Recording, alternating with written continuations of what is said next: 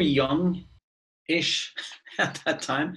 I mean, David was like 24 when we did that record, 23. So, I mean, we were young people. And when you're young, you don't really see risks. You just kind of do stuff. I don't think any one of us at that point thought that, okay, Refuse is going to be something that we'll do for another 20 years. So, that we're actually going to exist 20 years down the line. So I think we just did what we felt we needed to do at that time. And I mean, I guess the biggest risk at that point was that they were kind of turning our backs a little bit away from like the hardcore scene and kind of doing our thing, like the way we started looking, and everything was like kind of a reaction, as you said, to that world. When we started touring that record, those people didn't like our band anymore. In our minds, like, we'll do this amazing record, we'll gain a lot of new, people that like our band, but we just lost people for the first 6 months. It wasn't like an influx of new people that were excited. It was just like no people showed up, basically. So that was a bit of a risk because of the scene and how much a scene can be a scene. In the end, that paid off.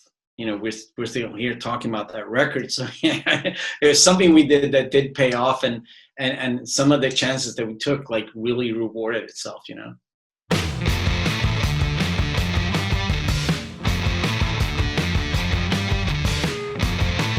Hi everyone, this is Dennis from Refuse, and you're watching the oral history of the shape of punk to come. At that point, we were very much a band of a hardcore world, of a very specific subculture, which was something that for a minute was fantastic, but then it got quite frustrating because as all subcultures and youth movements have a tendency to be quite rigid in how they approach things. And we were never that rigid people. We were always too adventurous. And we did Shape of Punk to Come in many ways as a protest against what we felt like was the conservative idea of what punk and hardcore should be. And I mean, in all honesty, the Shape of Punk was kind of a piss take, you were like, oh, fuck you. It could have been called Fuck You, but then we decided to call it the Shape of Punk to Come because of, Ornette Coleman's The Shape of Jazz to Come. And it's a huge, it's a very adventurous record because it's a record with a band on the brink of collapse. Does that make sense? It's like 4 people that are like all struggling in different directions, but at that moment in time, it's a bit cohesive. And it's a very political record. It's it deals with capitalism and everything that does to our planet and to ourselves and so on and so forth. I mean, at the time when it came out, it was quite polarizing. A lot of people in the hardcore world did not approve of it, and they thought we were very pretentious, which is, of course, correct. A bunch of very pretentious people. And then we broke up, so that's what happened. When you're a young person, the world that surrounds you is the world that defines you, And we were surrounded by these hardcore people and the punk scene of the mid '90s. It was incredibly rigid and very like politically correct in a way that wasn't always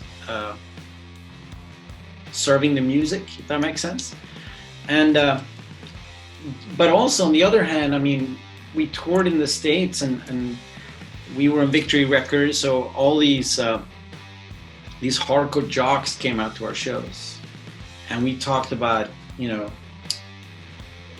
gay rights, and we talked about the destruction of capitalism. We talked about feminism, and a lot of people in that scene wasn't interested in politics. They were just interested in kind of the beatdown and the heavy music, but then slightly conservative in the way they were thinking. So in some ways, it was like an attack on that and that idea that, punk and hardcore had become something that wasn't revolutionary anymore. It wasn't pushing the envelope musically or lyrically, basically. But also, I mean, the record is all about like the big topics and the big world. It wasn't, solely about like, oh, we're so fed up with the scene, So, I mean, but that's what it was. I think that we felt, in our political ideas, we felt very misunderstood, and we also felt that people didn't get it because we were maybe a bit too radical in our political approach, especially in that sort of mid-90s hardcore scene, you know. When we started writing it, I don't think there was a vision. I mean, the sort of the scope of the record, it was just something that happened in the process. You know, you're writing, and everyone is throwing their ideas into the mix. And as I said, it was a time when we were moving away from something and we weren't really sure where we were moving.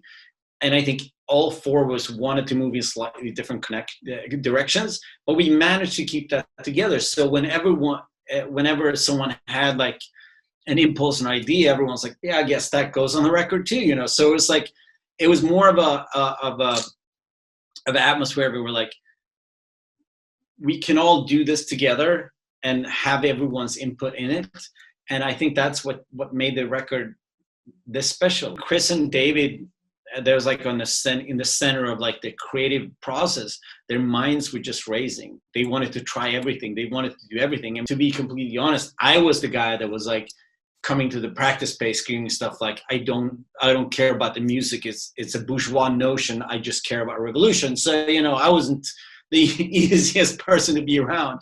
But I think we all had an idea that we wanted there to be like a grand sense of, you know, urgency in it, both musically and lyrically, and the whole sort of the artwork and everything. You wanted it to be something that it would take time for people to digest it. When the record came out, a lot of people, I mean, especially in that hardcore scene, as I said, they thought we were pretentious. They were like, we don't get this. And I mean, touring that record, because we put the record out and we toured for 6 months on that record, it was a fiasco. Like people did not respond to it that well. And I mean, that type of crowd of people were just like, yeah, we don't really know what you're doing, you know? So it was quite disheartening. And then to see the record just take on a life of its own and become something completely different. And then, I mean, us transcending ourselves from that world. I mean, I love that world. That was a huge part of me becoming the person that I am. And a lot of those bands, I mean, I still love a lot of those bands that we toured with and we played with in the 90s, but we were one of the few bands that we just transcended that reality and just became, I mean, all of those bands that we toured with in the 90s, none of those bands are ever going to be asked to play Coachella. And we became that band that was asked to play Coachella because of that record and the mythology around the breakup. And, you know, no one got to see us play, you know. It's a sad sort of realization that when we create music together, the turbulence and chaos brings out something in us that's pretty amazing. But it's also very, I mean, it's hard work and it's frustrating to be in a situation where it's always like, you always feel like you're in some sort of, you know, storm of some kind. I think going into the record, the vibes wasn't great, but it wasn't that bad. It was more like we were burnt out on touring, we were a bit burnt out on each other. So going into the recording process, it wasn't fantastic, but it wasn't hostile. But then once we started touring that record, and as I said, like, people didn't really like it that much. And then it became like, you know, like instead of bonding, I mean, there's two ways to go, and you can bond together or you can destroy ourselves. And that's kind of what we did. Like, we went on tour and the record wasn't working the way we wanted it to work. And we were burnt out on touring, we were burnt out on each other. We all wanted to go in different directions in life. So then we started taking out on each other, you know. I call this guy Yuki that plays in a bunch of bands, and I'm like, do you want to do this video? He's like, yeah. And we wanted to make a video for Liberation Frequency. And he was like, why are you fucking crazy? New Noise is the song. And we're like, I'm not sure. He's like, no, that's the song. So he forced us to do a video for New Noise instead of Liberation Frequency. And I'm forever grateful, you know. With the Cyberpunk project, it was so different from anything we have done with Refused. Because, I mean, any Refused record, I mean, Shape of Punk to Come, at that point, we thought, I mean, I think we were in the studio for like 6 weeks, and we thought that's mind-blowing long in those days. I mean, 6 weeks from start to mix, you know. But then the last two Refused records has been like 2 years in the making.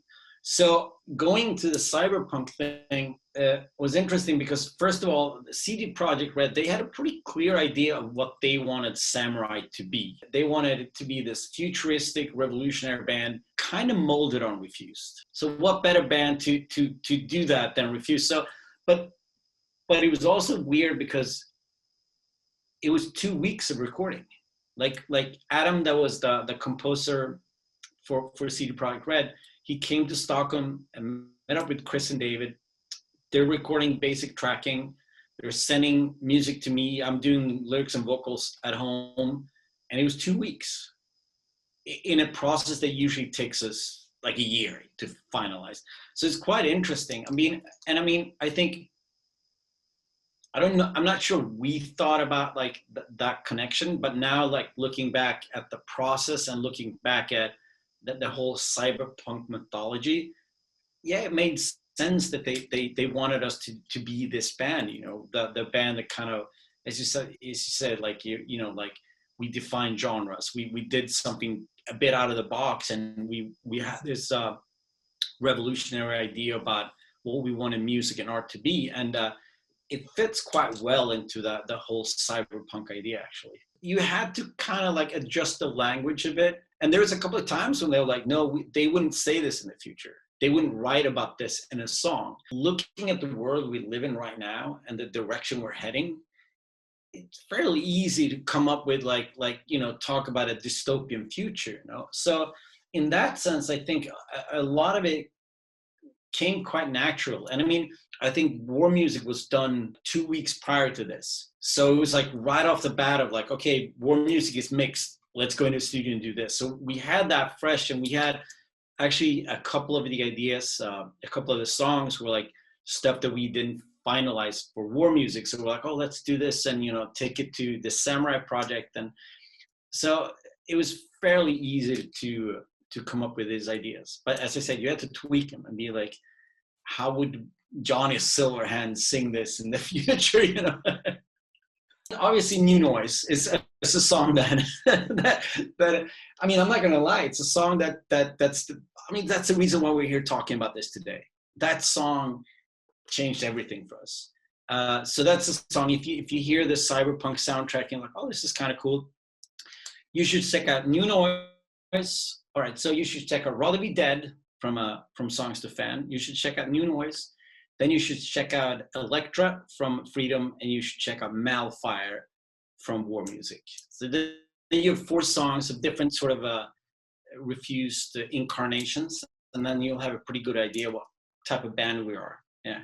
Punk's been around for a long time now, and it's always kind of been that abrasive, obnoxious middle finger type of music, with lines being blurred on how you create music, and with lines being blurred about what punk is, what hardcore is. There's going to be a whole lot of interesting music in the future. I mean, there's a bunch of bands that are completely doing something different. I mean, like we toured with Youth Code on their last US tour. That's like the best hardcore band I ever seen, but it's also like an industrial band. So I think that's going to be something that we really see electronic music mixed with you know, like organic music. And I think that's going to be a huge shift and change, that it won't be as rigid. And I mean, for someone that grew up being the guy that was like, you know, 14 years old with a mohawk and really like, I'm a punk now, you know, like I was a metal kid, I shaved my head and I'm like, now I'm a punk. The idea that a lot of young people, genres doesn't matter. Like subculture doesn't matter. It's just like a big fucking smorgasbord. It's a bit scary, but it's also quite exciting because it means that you free yourself from the shackles of expectations, you know. And I really love that, and I would see that is something that punk could be in the future, and to a certain extent is today. That it's something that can free yourselves from the shackles of what it's supposed to be or what people expect of it. And I mean, that's what we're trying to do. We're just like, you know, we're just going to do something that's unexpected. We're going to do something that we feel like doing. When I discovered punk, for some people, punk is a small room and you just go in there and you lock the door. And that's what punk is. But for some people. But for me, it was like, punk was this idea that I could do anything.